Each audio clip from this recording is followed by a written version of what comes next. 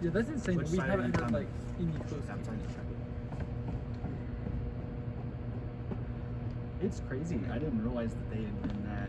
So does anyone want to know any stats? 80 to 73 is the final. Yeah, you can host. I might honestly look on with one of y'all. That works. Yeah. Asbury had 21. Mac had 24. Gosh.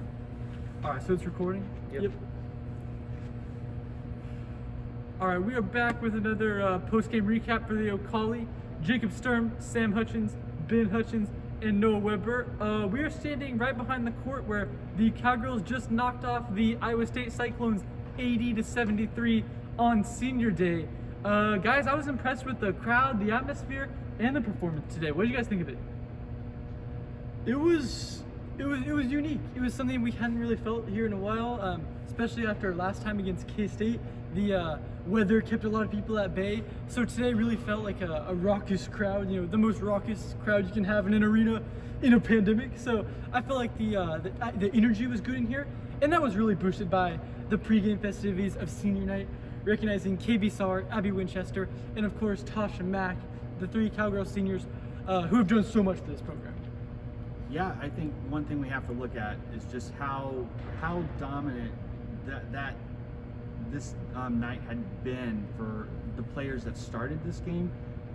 We know that for the most part, Natasha Mack, Jamie Asbury, we always kind of expect them to play top level basketball, but to get multiple other players scoring in double figures, and Lauren Fields and Taylon Collins, and then to get Natoa getting really close to 10 as well, I think that really it made this game feel more manageable than I think it probably was. For the most part, I think you can say that this team responded to that competitive atmosphere better than what I think a lot of people expected.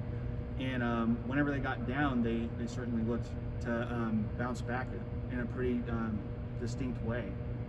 I completely agree, and one thing I wanted to touch on is just the performance of Jamie Asbury.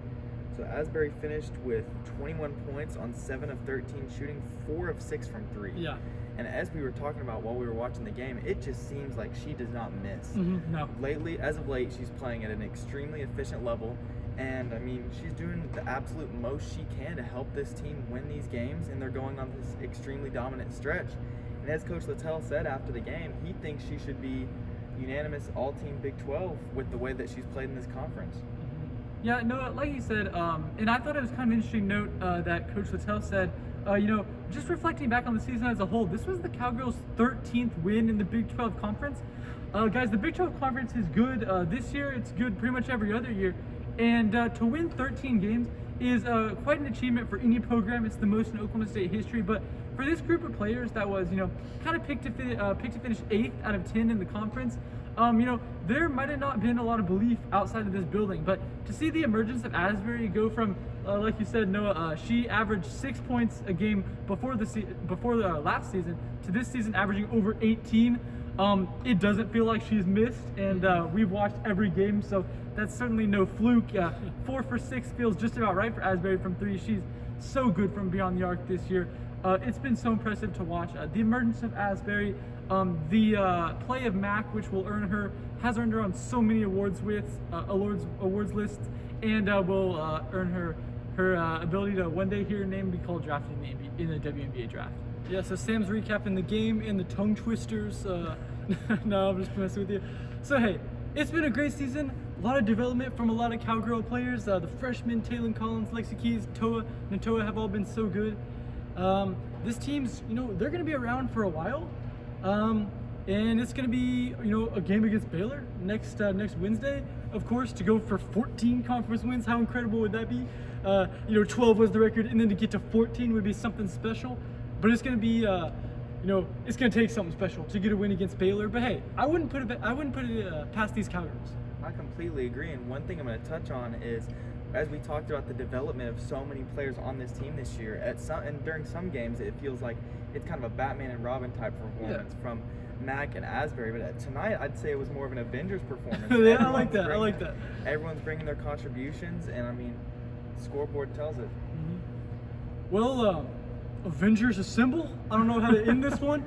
The four of us, the four Avengers, will be disassembling, bringing you, we'll be covering the game from Waco, watching online, so make sure to join us for that. And join the Cowgirls for what should be a pretty memorable postseason run. For the Ocali, I'm Ben Hutchens, Noah Weber, Sam Hutchens, and Jacob Sturm. Great analogy, Noah.